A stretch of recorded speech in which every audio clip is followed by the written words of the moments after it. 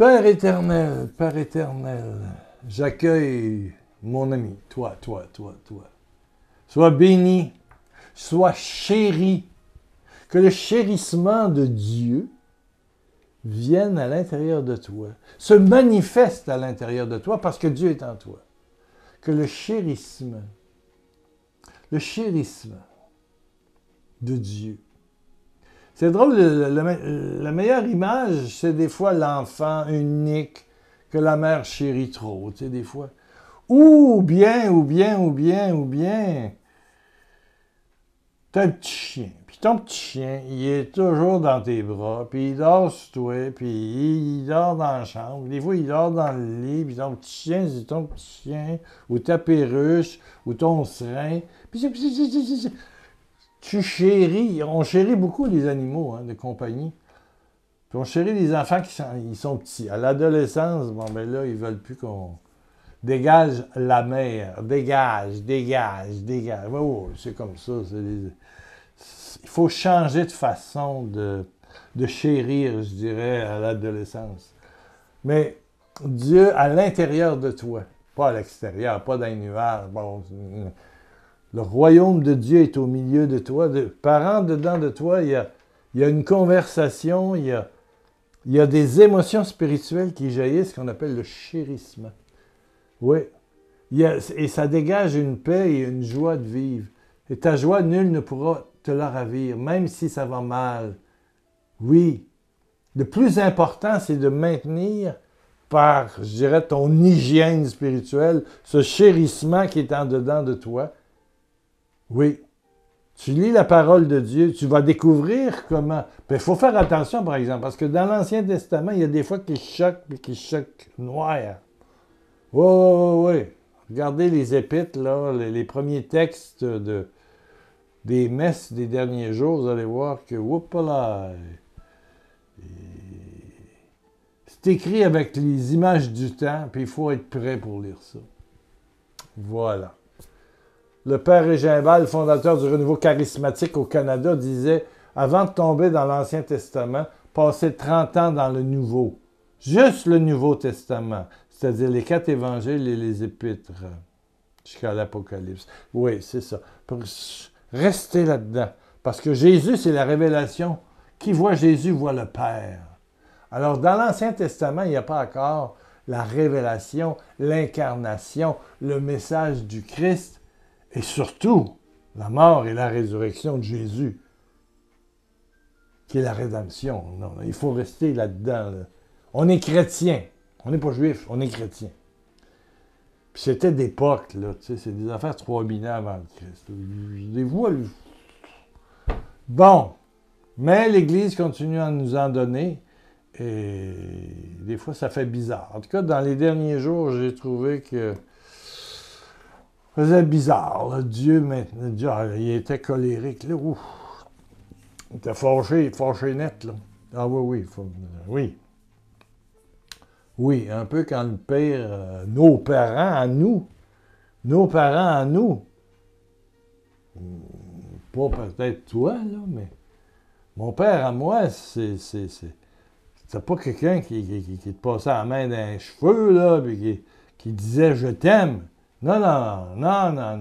Mais quand il était choqué noir. Oh, les fesses nous rougissaient dans le temps. Oui. Quand ma mère disait « Attends que ton père arrive à soir », le petit Pierrot, il se cachait quand le père arrivait à 18h du bureau. Oui, je me cachais. Puis je courais vite. Il faisait de la course, mais il était plus vieux. Mais quand il m'attrapait, il finissait de... Ouais, paf! Bon, c'était fait. Bon, c'est tout. On passe à d'autres choses. Mais dans le Nouveau Testament, c'est d'autres choses. Père, pardonnez-leur, ils ne savent pas ce qu'ils font. Il y a une dimension d'amour incroyable, une dimension de présence, une dimension de chérissement. Oui. Tu sais, sa perle, t'es son enfant chéri. C'est extraordinaire. Une présence qui se fait toi. Et quand il nous donne, en tout cas pour catholiques et orthodoxes, le pain de vie, ceci est mon corps, prenez et mangez. Donc, dans l'hostie, qu'il reste un bout de pain, que tu manges un bout de pain, mais dans le pain, il y a un chérissement qui, toujours, à chaque Eucharistie, vient se réanimer. Une joie, une présence, une chaleur, un volcan d'amour, une larve de... Et voilà, la larve coule de tendresse sur tes blessures. Ça, c'est important. Et ça, c'est le centre. Bon, chez les protestants, c'est plus la parole. La parole. Mais ça passe par l'intelligence, alors que l'Eucharistie, ça passe par un toucher de gloire. Un toucher de gloire qui vient à l'intérieur de toi. Un toucher de gloire. Wow!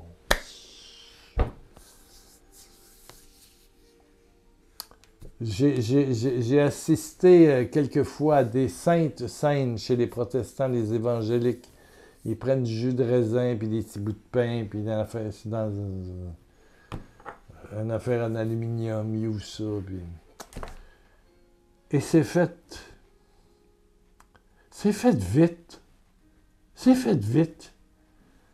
Alors que l'intimité, l'intensité, peut-être que le curé, il prêche mal, puis il n'y a pas de chanson aussi belle que chez les évangéliques, mais l'intensité, puis avant de communier, pendant la consécration, tu te mets sur l'autel. Seigneur, ma vie est sur l'autel. Tu consacres le pain, tu me consacres en même temps. Tu vois, c'est le Christ qui est là.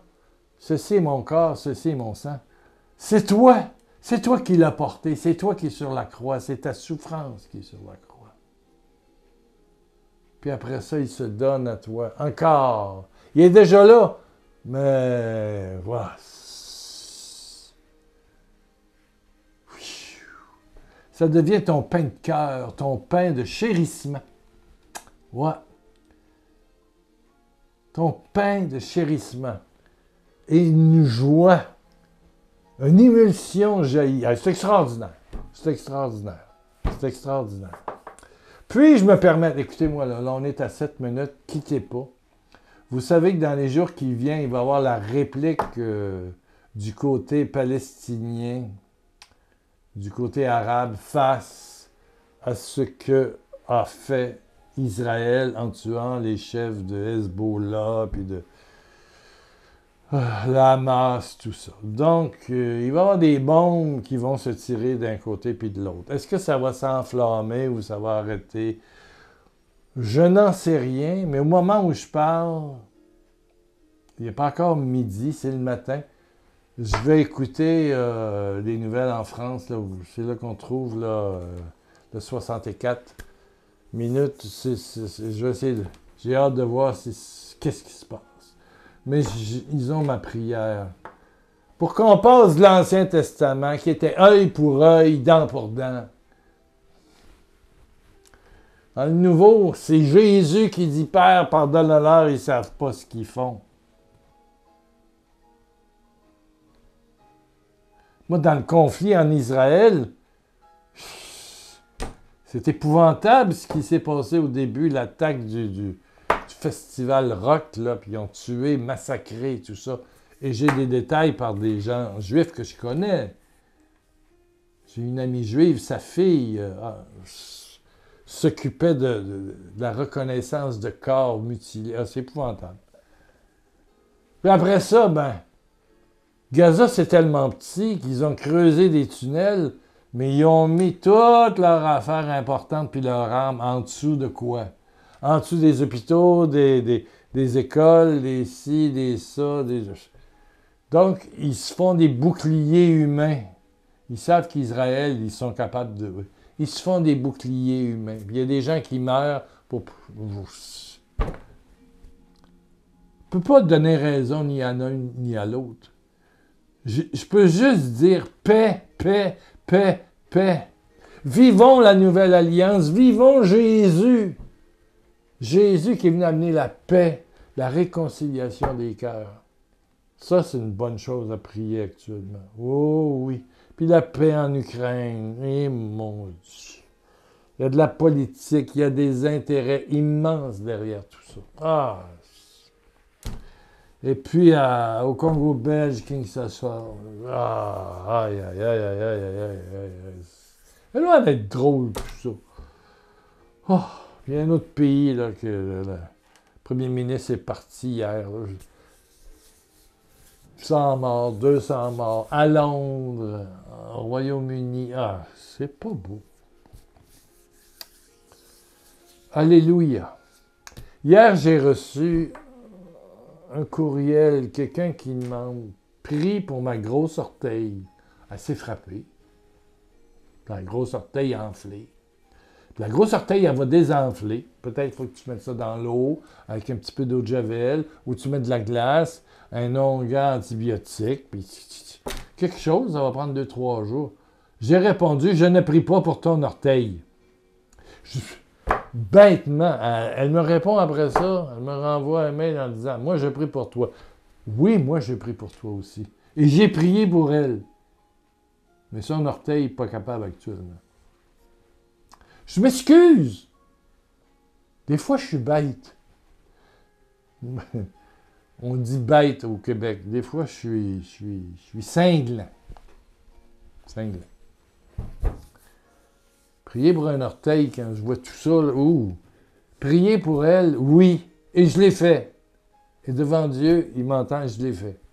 Mais son orteil, il y a des choses... Bon, ça prend 2-3 jours, un petit peu d'onguent. Je me suis déjà fait mal à un orteil, puis oui! Puis d'ongles cassés, puis ça a été là, puis ça a enflé. J'avais mis ça dans l'eau, un petit peu un bouchon d'eau de javel, 20 minutes tous les soirs. Je faisais ça, puis ça désinfectait. Puis après ça, je me faisais un bandage avec de l'onguent antibiotique qui se vend dans le commerce. Les mêmes, ça se vend à la pharmacie. Ça guérit. Est-ce que ça prend la prière? Quand on voit ce qui va se passer aussi, je ne sais pas, j'attends les nouvelles. Dans 1 heure d'ici, je veux savoir si ça a frappé là, au Moyen-Orient, ou ça va être demain. Ils attendent ça dans les jours qui viennent. Je trouve ça terrible. C'est œil pour œil, dent pour dent. C'est pas ça, nous autres chrétiens. C'est pas je te tape ou tu vas en avoir un en retour. Je te vois dessus. Non, c'est pas ça. C'est tendre l'autre joue, puis chercher par tous les moyens à être artisan de paix. Bienheureux les artisans de paix. Les artisans de paix. Les artisans de paix. Souvenez-vous de Mère Teresa. Pendant la guerre qui avait lieu, je ne sais pas, 15-20 ans, au Liban. Elle prend l'avion, puis elle va au travers des ruines où il y a des snipers, il y a des gens avec des fusils, puis elle peut se faire tuer. Elle décide de passer au travers. Elle s'est faite artisane de paix. C'est me tueront. Puis elle passe, là. Quelque temps après, la paix est revenue. Ça prend des artisans de paix. Oui. Et c'est ça qui est important. Ce geste d'amour que la présence chérissante de Dieu te donne. Par la parole, oui, la parole est vie. Oui, celui qui lit ma parole, oui, mon Père aussi va l'habiter. Mais c'est plus que lire, c'est la manger, la ruminer. Mon Père et moi, nous habiterons chez toi. Tu n'as pas besoin de lire tout le chapitre avant puis après. Tu rumines ça. C'est les vaches qui ruminent, hein? Oui. Ils mangent, puis ça va dans un espace, je ne me souviens plus du nom, puis ils ruminent, c'est-à-dire qu'ils remangent ça 2-3 fois, puis après ça, ils rentrent ça. Ruminer. Tu prends une parole, tu vois, je t'ai donné une parole dans Jacques 1. Il descend de Dieu, tout don parfait vient de Dieu. Il descend de Dieu, le créateur des lumières célestes. Et dans la lumière, il y a la paix, la joie, la réconciliation, l'amour. Tu peux ruminer ça. Dieu qui est créateur des lumières célestes. Il n'y a pas d'obscurité. Il n'y a pas de variation. Il est toujours lumière. Sur les bons comme sur les méchants. Tu vois? comme dit au début Jésus, au début de l'évangile de Matthieu. Il est lumière d'amour, lumière de compassion, d'encouragement. Voilà. Par en dedans, dans l'espace divin qui est toujours là, qui ne te quitte pas, qui peut s'endormir. Ben oui. Quand on tombe dans le péché, ça s'endort, on ne sent plus rien. On est tout extérieur, puis on s'énerve, puis on s'inquiète, puis on a peur de tout. Mais quand tu t'occupes de ton espace intérieur, puis tu le nourris, oui, par la parole, mais aussi par le pain consacré chez nous, chez les catholiques, c'est extraordinaire. C'est un cadeau immense de Dieu qui va chercher tes sens aussi. Je dirais que c'est sensuel, si le mot peut être beau. Peut-être pas bon, tu me le diras en bas, votre mot, c'est pas bon. C'est spirituellement palpable, voilà. Ça vient. Wow! Même si le curé est plate, même s'il est moche, mais quand c'est drôle, même les curés les plus moches, les plus fatigués, ils sont vieux souvent, quand ils arrivent à la consécration, on dirait qu'ils changent d'état. Je suis certain que vous l'avez remarqué. Ouais. Amen. Alléluia. Ah, avez-vous pris Sœur Emmanuelle de Medjugorje qui nous rappelait que la Vierge avait dit que le 5 du mois d'août, c'était son anniversaire de naissance. Bon. C'est une inspiration, c'est Elena qui l'avait reçue il y a quelques années. Ah, aujourd'hui, c'est la transfiguration. Ouais, c'est ça. Alléluia. Béni soit Dieu. Prions pour toi. Et prions pour le Moyen-Orient. Prions pour la paix. Paix dans les familles, paix en toi. Prions pour que le chérissement de Dieu se manifeste. Amen. En toi, en moi. Merci de laisser un commentaire en bas. Un petit pouce en l'air. Abonne-toi. Donne l'adresse à quelqu'un. Il faut réveiller faut électrifier spirituellement la terre entière. Allez. Amen. Pour que Dieu qui est amour de toi, amour de moi, amour de ton ennemi aussi, puisse rayonner. Oh, Père. Baisse ta tête, ferme tes yeux, mon ami. Et ressens qu'à l'intérieur de toi, en dedans de ta poitrine, il y a un espace glorieux où le Père, le Fils et le Saint-Esprit, lumière céleste, rayonne, te touche, conduit ta journée, t'inspire des choses. Alléluia. Te donne une paix et une joie que nul ne pourra te ravir. Les fruits de l'esprit, la patience. Alléluia. La maîtrise de toi. Prends conscience de celui qui est en toi et qui t'aime. Et qui peut guérir ton orteil, peut-être aussi. Bien sûr. Ou ton bras. Ou ta main. Pourquoi pas? Ou ton cancer. Ou la gangrène qui prend dans tes pieds parce que tu as le diabète. Et qui vont te le couper, peut-être. Au nom de Jésus, que ce chérissement, que cette lumière céleste œuvre en toi et ceux que Dieu t'a donné d'aimer. Père, par Jésus, je te rends gloire pour ta présence agissante, et pour les miracles que tu fais aujourd'hui. Quelqu'un s'inquiète pour une de ses petites filles ou petits-fils. Dieu le touche ou la touche. Et tu sens que c'est toi. Alléluia. J'en vois d'autres miracles, mais on approche 20 minutes. Ça suffit. Allez. On se revoit dans quelques jours. N'oubliez pas de prier, Père, pour tout ce qui se passe au Moyen-Orient. Puis en Ukraine. Puis il y a tellement. Venezuela. Ouf. Amen, amen, amen. Parlez. Parlez. Mettez un petit pouce en l'air. Laissez un petit mot. Merci pour ceux qui envoient des dons via PayPal. Je les reçois. 1 million de bisous de chérissement.